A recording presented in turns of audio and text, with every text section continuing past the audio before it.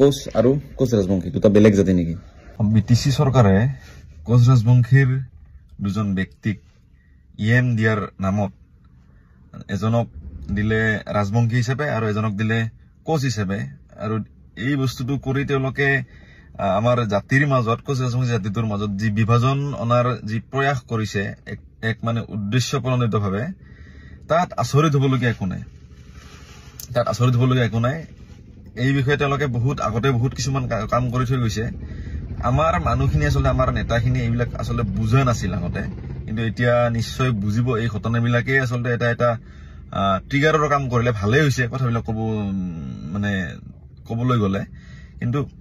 এই ভুলবিলাকৰ পৰা তেওঁলোকৰ এই কাণ্ড কাৰখানাবিলাকৰ পৰা আমি আসলে বুজি পোৱা উচিত আমি নিজকে সুধি চোৱা উচিত যে তেওঁলোকে এইবিলাক কিয় কৰিলে বা কি কাৰণত কৰি আছে আমি সেইবিলাক বস্তুত আমি বৰ বিশেষ গুৰুত্ব দিয়া দেখা নাপাওঁ মানে নেতাখিনিক কিন্তু এতিয়া নিশ্চয় তেওঁলোকে গুৰুত্ব দিব আৰু গুৰুত্ব দিয়াটো নিতান্তই প্ৰয়োজনীয় আৰু তেওঁলোকে হেতু মানে সৰু এটা ঘটনা বুলি নলয় এটা যে ভুল বহত কিবা হৈছে এনেকুৱা কথা নহয় এটো তেওঁলোকৰ প্ৰি প্লেনিং একদম উদ্দেশ্যপ্ৰণোদিতভাৱে এই জাতিটোক মানে ডিভাইড এণ্ড ৰুল কৰিব বিচাৰিছে মানে উদ্দেশ্যপ্ৰণোদিতভাৱে তেওঁলোকে জাতিটোক কোচ বেলেগ ৰাজবংশী বেলেগ বুলি মানে কি কৰা এটো পৰিচয় দিয়াৰ ক্ষেত্ৰত যি মানে কৰিলে হেতু আমি আচৰিত হ'বলগীয়া একো কথা নাই আৰু এটো তেওঁলোকে কোনো ভুল হিচাপত ভুল বহত কাৰণত দিয়া নাই তেওঁলোকে এটো একদম প্ৰি প্লেনিং ভাবে দিছে এইখিনি আমি উপলব্ধি কৰা উচিত আৰু ইয়াৰ পৰা আমি আমাৰ ভুলখিনিও আমি অনুভৱ কৰা উচিত যে আমি আমাৰ কি ক'ত ভুল হৈছে আৰু আমাৰ মানে ইয়াৰ পৰা আমি কি কৰিব পাৰো যে আসলতে কোচ ৰাজবংশী ইয়াতে আমি একেলগে লিখো কিন্তু কোচ ৰাজবংশী এনেকুৱা ধৰণৰ কথা নহয় যে কিছুমান এটা জাতিৰে কিছুমানে যেহেতু সংস্কৃতাইজেশ্যন হৈছে এটা ইয়াতে 100 বছৰ আগতে যে এটা আন্দোলন হৈছে আমাৰ বৰ্ণবাদী ব্ৰাহ্মণ্যবাদী মানে ব্ৰাহ্মণ্যবাদৰ পৰা হাত হাৰিবলৈ আমি নিজকে বহুতে তুচ্ছ তাচ্ছিল্য কৰিছিল বা মন্দিৰত সোমাব দিয়া নাছিল বা যিকোনো সামাজিক কামত আগভাগ আমাক ল'ব দিয়া নাছিল সেই কাৰণে আমি মানে পৰিচয় দিছো আমি যেহেতু আমাৰ ৰজা আছিল আমি কিয় সৰু জাতীয় পৰিচয় দিছে মানে দিম তো আমি সেই সময়ত এটা আন্দোলন হৈছিল নিজকে উচ্চ জাতিৰ বুলি পৰিচয় দিছিলো আৰু হেতু এনেই দিয়া নাই আসলতে তেতিয়াৰ দিনত হেতু মানে এতিয়া হেতু ভুল হ'ব পাৰে কিন্তু তেতিয়াৰ দিনত তেওঁলোকে যিসকলে আন্দোলন কৰিছিল মানে যিকোনো বস্তু বা যিকোনো ৰিভলিউচন এটা যিকোনো এটা সমাজ সংস্কাৰ এনেই নহয় বহুত কথা আছে এইবিলাক তো তেতিয়া সেইবিলাক ভুল কৰি থৈছে কিন্তু সেইবিলাকে পিছত গৈ এতিয়া গৈ আমাক বেকফায়াৰ কৰিছে যে আমি উচ্চ জাতি হ'ব গৈছো এতিয়া আমি এসটি বিচাৰিছো কিন্তু কথাবিলাক এনেকুৱা নহয় আমি উচ্চ জাতি হিচাপে পৰিচয় দিলো আমাৰ সামাজিক অৱস্থা অৰ্থনৈতিক অৱস্থা আমি এতিয়া সৰু হৈয়ে আছে বা মানে ৰাজ পৰিয়াল 2-1 চমৰ বাদ দি আমাৰ সকলো কিন্তু সাধাৰণ মানুহ সব এসটি বৰ সম্পূৰ্ণ যোগ্যতা আছে আমাৰ ভাষা সংস্কৃতিও আছে যিখিনি আমাৰ থাকিব লাগে বা সকলোখিনি এতিয়া সম্পূৰ্ণ হিচাপে হেৰাই যোৱা নাই বিলীন হৈ যোৱা নাই আমাৰ এটা নিৰ্দিষ্ট আমাৰ ভাষা মানে আমাৰ সংস্কৃতি আছে আমি ভাষাও আমি ব্যৱহাৰ কৰো বহুত মানে কম বেছি পৰিমাণে বহুত ঠাইত আমাৰ বঙাইগাঁও এই অঞ্চলবিলাকতো বহুত পৰিমাণে আমি নজনাকে বহুত ভাষা আমি ব্যৱহাৰ কৰো তো সেইটোকে সুবিধা লৈ আসলে কিছু মানে আমি সাধাৰণতে কোনোবাই সুধিলে কি জাতি বুলি ৰাজবংশী বুলি কৈ দিয়াৰ এটা প্ৰৱণতা আছে সেইটোকে বহুতে সুবিধা লৈছে যে কিছু মানে ৰাজবংশী হিচাপে পৰিচয় দিছে আৰু কিছু মানে কোচ হিচাপে পৰিচয় দিয়ে যিসকলৰ সংস্কৃতাইজেশ্যন হোৱা নাই তো এই নেতাখিনিয়ে কি কৰে এটো তেওঁলোকক মানে এটা ডিভাইড কৰিব খোজে যে জাতিটোকে দুই ভাগ কৰিব খোজে এটো ডাঙৰ কথা নহয় কিন্তু ইয়াৰ পৰা এটো একেবাৰে তেওঁলোকৰ পৰা মানে তেওঁলোকে যে এটো কাম কৰিছে এটো মানে তেওঁলোকৰ এটো আসলে তেওঁলোক আশা কৰা ধৰণে কৰিছে তেওঁলোকে এটো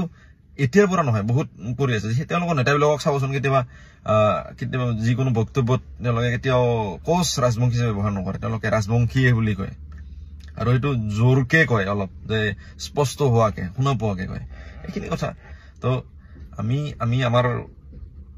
আমাৰো বহুত আছে আইডেন্টিটি ক্ৰাইসিস হৈ আছে আমাৰ উপাধিবিলাক বেলেগ হৈ আছে কৰিবলগীয়া আমাৰ বহুত কাম আছে তাৰ পিছত আমি আমাৰ সাধাৰণ মানুহখিনিৰ মাজতো আমি গ্ৰাসৰুট লেভেলত সমাব পৰা নাই আমাৰ যিকোনো সংগঠনে হওক দল সংগঠনে হওক বা ইউথখিনিও জাতিৰ প্ৰতি অলপ মানে জাতীয়তাবাদটো অলপ কম বহুতে পৰিচয় দিবই লাজ পায় আমাৰ নিজৰ মাজতে আমাৰ ভাষা ক'ব লাজ পায় সাধাৰণতে গুৱাহাটীত যদি দুজন কোচ ৰাজবংশী মানুহ আমি লগ হওঁ তো প্ৰথমতে অসমীয়াৰে আৰম্ভ হয়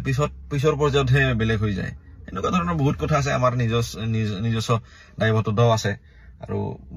মানে আমাৰ বহুত বস্তু আমাৰ ভুল হৈ আছে সেইবিলাক শুধৰণি কৰিব দৰকাৰ কিন্তু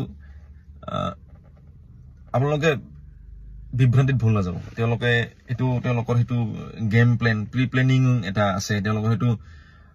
মানে তেওঁলোকৰ হেতু টাৰ্গেটে তেওঁলোকে জাতিটোক দুটা হিচাপে মানে এই কৰিব খোজে উপস্থাপন কৰিব বিচাৰে কোচ বেলেগ ৰাজবংশী হিচাপে তো আমাৰ মাজত আমি বিভ্ৰান্তিত ভুল নগলেই হ'ল সেইখিনি কথা কোচ বেলেগ নহয় ৰাজবংশী কোচ আৰু ৰাজবংশী বেলেগ নহয় কিছুমানে ৰাজবংশী হিচাপে পৰিচয় দিয়ে তেওঁলোকৰ সংস্কৃতিয়েশ্যন বা সত্ৰীয় আন্দোলনৰ প্ৰভাৱত আৰু কিছুমানে কোচ ৰাজবংশী হিচাপে পৰিচয় দিয়ে কিন্তু জাতি এটাই সেইকাৰণে এটা হাইফেন ব্যৱহাৰ কৰা হয় যে কোনোবাই কোচ হিচাপে পৰিচয় দিয়ে কোনোবাই ৰাজবংশী হিচাপে পৰিচয় দিয়ে কোচ হাইফেন ৰাজবংশী এটাই জাতি আৰু তেতিয়াৰ দিনত সংস্কৃতিয়েশ্যন হৈছিল যিকোনো মানে সমাজ সংস্কাৰ এনেই নহয় বা এনে অপ্ৰয়োজনত নহয় কেতিয়াবা দৰকাৰ হয় যেহেতু আমি আমাৰ জাতিটোত আমি যেহেতু আমি মেইনল্যান্ডৰ হয় আমি যেহেতু আমি ফ্ৰন্ট লাইন ৱাৰিয়ৰ আমাৰ বহুত আক্ৰমণ আমি প্ৰতিহত কৰিছো আমাৰ মানে মোগল আহোমৰ যুদ্ধৰ আমি হলে আমি এটা জিঅগ্ৰাফিকলি চাব গম পাওঁ যে মাজত কোচবিহাৰখনে পৰে কোচবিহাৰ বা কমতাপুৰখনে পৰে তো আমাৰ মাজেদি যাব লাগে বা এইফালেদি নগলেও সেইফালেদি হলেও মেঘালয় গাৰো পাৰ সেইফালেদি যাব লাগে কিন্তু এই অঞ্চলটো এই ডাঙৰ মানে বৃহৎ অঞ্চলটো পাৰ হৈ যাব লাগিছিল তো আমাৰ মাজত অলপ মিশ্ৰণ অলপ থাকিবই এইটো ডাঙৰ কথা নহয় সেই বুলি যে আমাৰ জনজাতি হোৱাৰ যোগ্যতা হেৰাই গৈছে সেইটো কথাও নহয় আৰু সময়ে সেইটো চলি থাকে আমি মানে কি ক'ব এইটো এটা ফেজ এটা আহে যিকোনো সমাজখন মানে পৰিৱৰ্তনশীল যেহেতু সমাজখন আগফালে গতি কৰি থাকে তো শংকৰদেৱে যেনেকুৱা এশৰৰ নাম ধৰ্মটো এনেই শংকৰদেৱে এশৰৰ নাম ধৰ্মটো ইমান জনপ্ৰিয় হোৱা নাছিল সেইখিনি সময়ত ব্ৰাহ্মণ্যবাদৰ চূড়ান্ত এটা কি আছিল আগ্ৰাসন আছিল মানে সাধাৰণ মানুহে মানে ব্ৰাহ্মণখিনিক দান দক্ষিণা দি মানে একদম সৰ্বোচ্চ হেৰাই গৈছিল তেওঁলোকৰ সাধাৰণ মানুহখিনিৰ তো তাৰ পৰা হাত সাৰিবলৈ তেওঁলোকে তাৰপিছত যেহেতু বিয়া বাৰু বা যৌতুকৰ দাবীৰ পৰা হাত সাৰিবলৈ তেওঁলোকে সাধাৰণভাৱে বিয়া বাৰু হৈছিল বা এশৰৰ নাম ধৰ্মটোক লৈছিল সেইখিনি সময়ত আচলতে শংকৰদেৱৰ সময়ত খালি অসমতে নহয় ভাৰতবৰ্ষৰ বহুত ঠাইত শংকৰাচাৰ্য বহুত আছে তেওঁলোকে মানে একে সময়তে আমাৰ ব্ৰাহ্মণ্যবাদ যেহেতু গোটেই ভাৰতত এটা চূড়ান্ত ৰূপ পাইছিল সেইখিনিৰ মানে তাক টেকেল কৰিবলৈ আচলতে সব জায়গাতে এটা নৱজাগৰণ বা সমাজ সংস্কাৰৰ কিবা এটা মানুহ এজন উঠিছিল মানে গঢ় লৈ উঠিছিল বা এজন আবিৰ্ভাৱ হৈছিল এজন মহাপুৰুষৰ তো এনেকুৱা ধৰণৰ কথা আৰু আমাৰ যেহেতু আমাৰ এইটো সৰু জাতি নহয় বহুত ডাঙৰ জাতি বহুত জনসংখ্যাৰ জাতি আজি অসমতে অসমীয়া হিচাপে ক'লে উজনিৰ বেলেগ উজনিৰে আৰু শিৱসাগৰৰ ভাষা বেলেগ তিনিচুকীয়াৰ ভাষা বেলেগ মধ্য অসমৰ ভাষা বেলেগ নামনিৰ ভাষা বেলেগ নামনি আমাৰ বঙাইগাঁও কোকৰাঝাৰৰ ভাষা আৰু তাতেও আৰু বেলেগ হয় তো ইয়াত অলপ চলপ আমাৰ নিজৰ মাজতো অলপ থাকিবই কি ক'ব সেইটো ভাষাকেন্দ্ৰিক অলপ অমিল থাকিবই সেই বুলি যে আমি বেলেগ জাতি সেনেকুৱা কথা নহয় আৰু এখন যেহেতু ইয়াত আচলতে মানে এটা বহুত কি ক'ব এইটো মানে এদিনৰ বস্তু নহয় এইবিলাক এদিনতে হোৱা বস্তু নহয় কিছুমান প্ৰয়োজনৰ ক্ষেত্ৰত বহুত মানে সমাজত সংস্কাৰ আহে কিন্তু এতিয়া নতুন মানে কি কৰিব মানে আমাৰ ভাৰতীয় সংবিধানৰ দোহাই দি যি মানে এছটি খিনিয়ে অকলে উঠি ৰোজা বহি ৰোজা নিচিনা হৈছে তাৰ বাবেহে আমি এছটিৰ মানে আমাক প্ৰয়োজন অত্যাধিক হৈছে তো আৰু সেইটো কথা নহয় আমাৰ যেহেতু আমাৰ জন্মস্বত্বভাৱে আমি এছটি তেওঁলোকৰ আমাৰ মাজত সমাজৰ বা নীতি নিয়মৰ ইমান বৰ বিশেষ মানে নাই যেহেতু আমি নামনি অসমৰ খিনিৰ লগত আৰু তো আমাৰ ৰুট বিলাক একেই কিন্তু এটা কি হ'ল আমাৰ এটাই অসুবিধা সৃষ্টি হ'ল যেহেতু এটা সময়ত মানে আমাৰ এটা সত্ৰীয় আন্দোলন হৈছিল বা মানে ব্ৰাহ্মণ্যবাদৰ এটা প্ৰভাৱ পৰিছিল তাৰ কাৰণে আমি আজি আমাৰ এই অৱস্থা কিন্তু কোনো জাতিটো কোনো বেলেগ নহয় আপুনি ৰাজবংশী হিচাপে পৰিচয় দিয়ক বা মই আজি ৰাজবংশী হিচাপে পৰিচয় দিওঁ বা কোচ হিচাপে পৰিচয় দিওঁ মানুহখিনি একেখিনিয়ে